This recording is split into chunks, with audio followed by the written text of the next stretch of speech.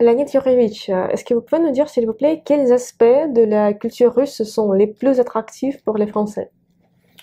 Je dirais que traditionnellement, c'est notre ballet, c'est notre musique classique, c'est l'avant-garde russe, c'est la littérature russe, les grandes personnalités des arts russes.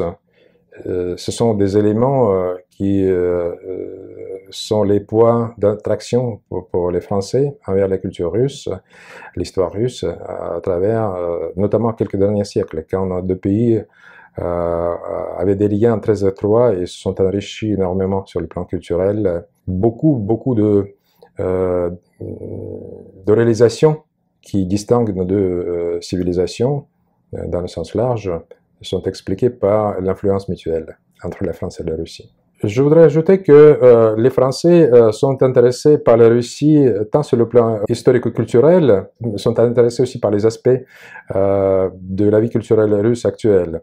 À part les réalisations et les points forts de la culture et de la civilisation russe que j'ai déjà cités, les Français sont attirés par les aspects ethnoculturels liés à la peur des différentes religions, des différentes communautés ethniques dans la grande culture russe.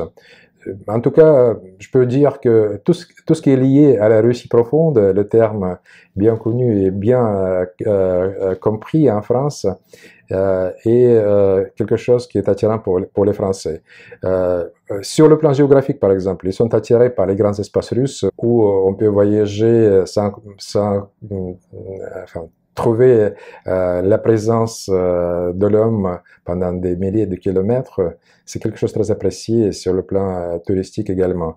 Traditionnellement, par exemple, le transsibérien, le lac Baïkal, l'extrême-orient de la Russie sont peut-être des destinations de rêve, je dirais même pour les Français, depuis, je pense, l'apparition du livre de Jules Verne, Michel Strogoff. Aussi, si on parle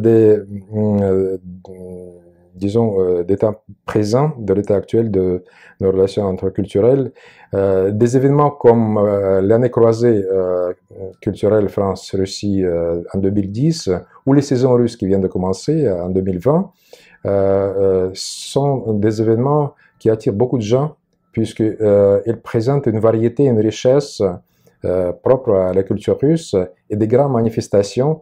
Rarement on fait voyager des choses en dehors de la Russie que dans le cadre de ces événements. Par exemple, la collection Shukin des impressionnistes de l'avant-garde russe qu'on a montré à la fondation de Louis Vuitton a battu tous les records donc, de visiteurs, de nombre de visiteurs.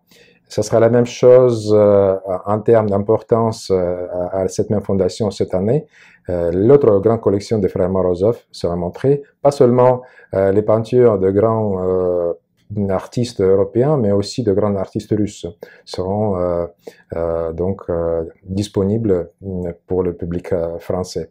Et je pense que notre école musicale, des grands interprètes russes, sont aussi des phénomènes dont la Russie est très fière et ces grandes personnalités attirent largement le public français. Merci beaucoup. Et à votre avis, avec quoi les Français associent-ils le plus souvent la Russie? C'est une question auquel les Français, je pense, peuvent donner toute une variété d'explications. Je pense que depuis des siècles, depuis peut-être plus précisément la venue de Pierre le Grand il y a 300 ans, les Français et les Russes se sont rapprochés en démontrant les uns vers les autres réciproquement beaucoup de curiosité, beaucoup d'intérêt, puisque nous sommes deux grands pays avec deux grandes cultures. Et je pense que c'est la culture qui est le socle de l'intérêt réciproque entre la France et la Russie. Et des grandes personnalités qui se distinguent et qui sont peut-être les images avec lesquels on associe la grande culture française et la grande culture russe, dès notre jeunesse, quand nous lisons des grands auteurs de la littérature, c'est quelque chose qui est ancré depuis dans notre conscience, dans la perception favorable de la France et réciproquement de la Russie. Je pense que aussi des liens très étroits sur le plan historique peuvent expliquer ce phénomène d'intérêt pour la Russie. Comme disait De Gaulle, la France et la Russie étaient toujours forts quand elles étaient ensemble sur le grand tournant historique. Ça, c'est aussi un facteur, je dirais, très important. Il y a des gens qui ne cachent pas leur intérêt envers la Russie, vu l'importance de la Russie sur le plan international.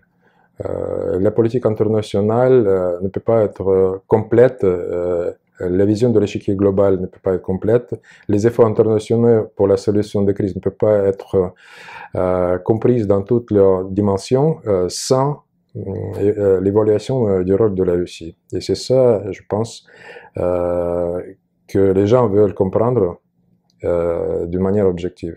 Aussi, la vie spirituelle en Russie, la préservation et le développement de nos valeurs traditionnelles, c'est quelque chose que beaucoup de gens trouvent pertinent dans le monde d'aujourd'hui, où on doit bâtir en s'inspirant et en se souvenant des racines riches que les générations précédentes ont créées pour le bien de nos pays.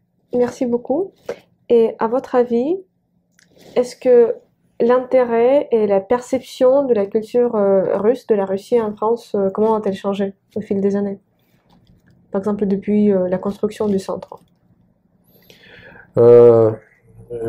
Les échos de grands événements qui ont marqué nos liens culturels sont toujours là et sont ressuscités à telle ou telle occasion. Et il y a même des hommages qui sont rendus à ces grands événements, par exemple les saisons russes de Diaghilev. Voilà, la continuation directe sera assurée avec les saisons russes en 2020, un programme de quelques centaines de manifestations russes à travers une cinquantaine de régions françaises. Depuis la création du centre, je pense que les Français ont pu connaître davantage la culture russe ayant l'accès direct. Ce qui est important, je pense, pour le public qui est intéressé réellement par la culture. Mais nous sommes ici aussi pour donner davantage d'informations ce que c'est par exemple l'orthodoxie. Pourquoi on ne peut pas avoir l'idée correcte de l'histoire européenne, de la civilisation européenne, sans la compréhension que l'Europe, c'est pas seulement Rome, mais c'est aussi Byzance. Et la Russie, c'est l'État, la civilisation qui a assuré la continuité de ses racines byzantines, par exemple. Leonid Yurevitch, à votre avis, quel est le rôle actuel de la Russie dans le monde?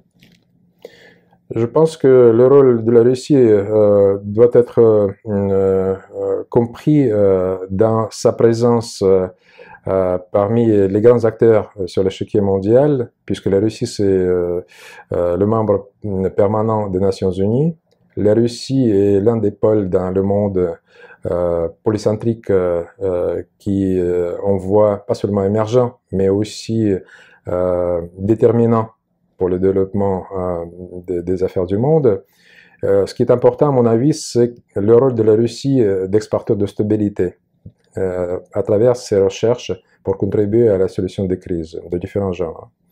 La Russie est un acteur responsable qui ne cherche pas à esquiver sa responsabilité par rapport aux grands défis internationaux, à commencer par le terrorisme et jusqu'à la recherche de solutions, par exemple, aux phénomènes qui nous préoccupent dans le monde des finances mondiales, par exemple, ou le développement des régions en Afrique, pour ne citer que la récente rencontre au sommet entre les dirigeants russes et africains.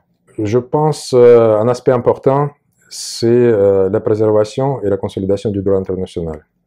On voit actuellement qu'il y a des tendances assez préoccupantes en ce qui concerne la préservation du régime du contrôle des armements notamment. Et la Russie fait tout son possible pour que ce socle qui est la garantie de stabilité, qui assure un certain freinage à la course aux armements, au phénomène de déstabilisation des différentes régions, quand il y a des déchirures dans le tissu des accords qui avaient préservé la stabilité dans le monde dans les décennies précédentes apparaissent. Je pense que si on jette un regard objectif, on ne peut pas nier le rôle constructif de la Russie dans la recherche des solutions et dans le maintien de ce que le monde avait déjà eu comme mécanisme d'assurer son développement paisible. Je voudrais aussi profiter de l'occasion pour évoquer le rôle de la Russie dans la victoire de la Deuxième Guerre mondiale contre le nazisme. Je pense que la Russie a lourdement souffert dans cette guerre. 27 millions de personnes sont nos pertes, mais l'importance, peut-être l'issue le plus important de ce conflit mondial, c'était la préservation de l'existence des peuples entiers, la possibilité pour eux de continuer pas seulement l'existence, mais leur développement dans le cadre souverain pour chaque peuple. C'est ça qui est important parce que l'idéologie raciste meurtrière des nazis, qui a amené à l'extermination de plusieurs millions de personnes, c'était la peste pour le monde entier. Et je pense que la Russie, avec ses alliés, a sauvé le monde pratiquement pendant le XXe siècle, au milieu du XXe siècle. Et on doit préserver la mémoire de ces héros qui ont fait ça. Dans chaque pays, il y a ces héros. En Russie, il y en a beaucoup. Parmi les militaires, mais aussi parmi la population civile. Il y a eu beaucoup de victimes et on doit garder le mémoire vif de leurs exploits pour justement lutter contre les tentatives de faire réécrire l'histoire, de faire émerger de nouveau les néo-nazis et les revanchards de tout genre. Justement, pour commémorer le 75e anniversaire de la Grande Victoire de la Deuxième Guerre mondiale, le Centre présentera l'exposition sur le rôle de la Russie et de ses alliés, de leur coopération pendant la guerre. Ça s'appelle Plечом к плечу en russe, épaule contre l'épaule, coude à coude, on peut dire, pour traduire en français, voilà le titre de l'exposition. Elle aura lieu entre, je donne pour l'instant le délai approximatif, du 20 avril jusqu'au 20 mai environ, comme ça. Dans la description de la vidéo, je vais ajouter le lien du centre culturel. Donc, vous pourriez consulter sur ce lien les horaires exacts de cette exposition. Leonid Yurevich, à votre avis, comment vont développer les relations internationales et culturelles entre la France et la Russie? Nous avons de très bonnes possibilités de progresser ensemble, de se renforcer. L'année dernière, il y a eu toute une série de rencontres au sommet entre nos deux présidents. Les mécanismes de coopération russes, comme par exemple le Conseil sur les questions de sécurité, ont recommencé leur travail. Et je pense que la Russie et la France se doivent de continuer leurs efforts coordonnés pour la solution des problèmes mondiaux, tant à travers les mécanismes multilatéraux que dans le cadre de leurs relations bilatérales, parce que c'est important, quand par exemple la Russie et la France coopèrent dans le domaine de la lutte antiterroriste, ou bien dans la solution des crises régionales.